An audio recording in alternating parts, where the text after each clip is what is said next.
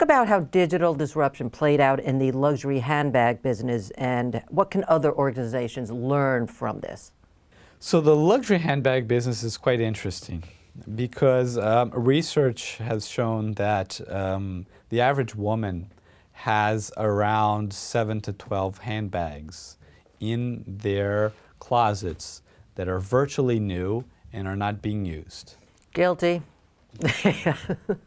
The value of these handbags collectively is on the order of thousands and thousands of dollars for many women, but it's being untapped.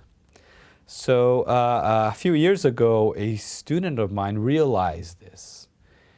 And his name is Charles Albert Gora, and he came up with a startup called Rebag in New York City. And Rebag was first trying to convince people to sell their handbags, their used luxury handbags to them. So basically you go online and you take a picture and you describe the state of your handbag, and they'll automatically say, we'll buy it for this price. It's not a consignment service. It's not, give it to us, we'll try to sell it. If we do, we'll give you the money. On the spot, it had an algorithm to say, we'll give you $400 for this handbag. And then you just pack it up, send it off, they send you a check in 2 days, you get your money. And then it resells the handbag in the secondary market.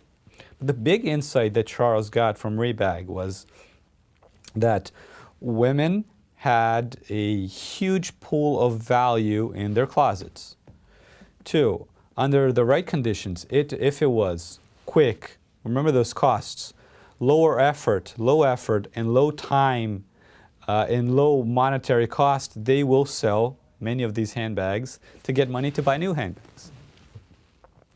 And 3, the value that these handbags have, it virtually stays the same over time. And it reduces slightly, but it preserves value.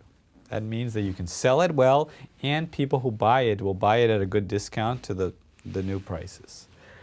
And the business just took off. You know, Rebag is doing very well. It opened many stores in New York City. It's branched out. It got, you know, tens of millions of dollars of VC funding, and it's growing like crazy. And this was one of your students? This is one of my students, that's right.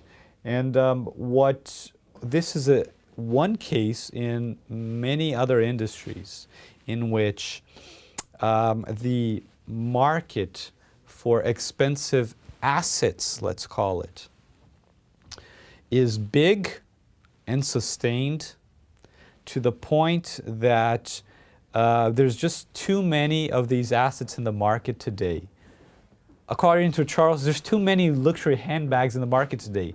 The market doesn't need more new handbags. It doesn't need Gucci, Louis Vuitton, or Hermès to keep producing the hundreds of thousands of handbags and putting it in the market such that women buy it, use it a few times, and put it in their closet. What the market needs today is a reshuffling of these handbags, reallocating.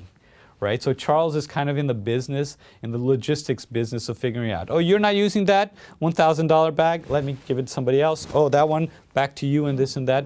So he thinks it, and when I realized it, it's very clever.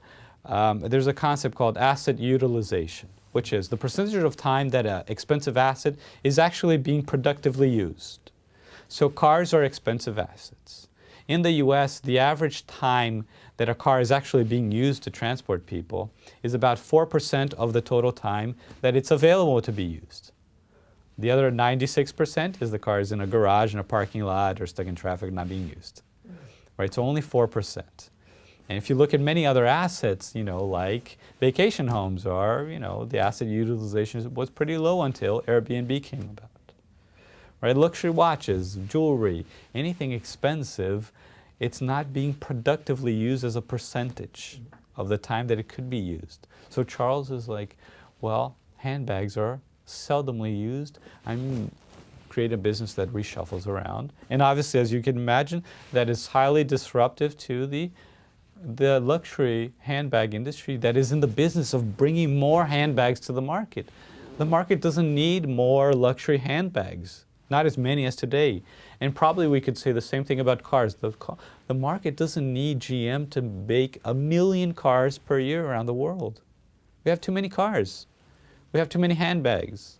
we have too many camper vans. We have too many, lots of things that companies now, startups are now saying, we are going to improve the asset utilization by creating these secondary markets that reshuffle it around. And the disruption has been dramatic. Who's coming after Charles's company to buy him up? The established companies are very worried about it. And it'll take time for them to realize that they need to evolve their business model. That we can't be in the business of fabrication and then pushing out to consumers. That's what 30 years of luxury goods is. Fabricate and create the need. I gotta have this, I gotta have this, I gotta have this. People are moving away from I gotta have this to I wanna use it for some time. Want to borrow it, use it, rent it. Rent the runway is a great example, right? I don't need the $1,000 wedding gown. I just need it for a few days. And so they're also in the business of increasing asset utilization. So if you're a startup, just look at where are assets. Just start walking around the streets and going to your friend's house and see what is not being used that is highly valuable that you can make a business out of it. That probably would be a good strategy. Right.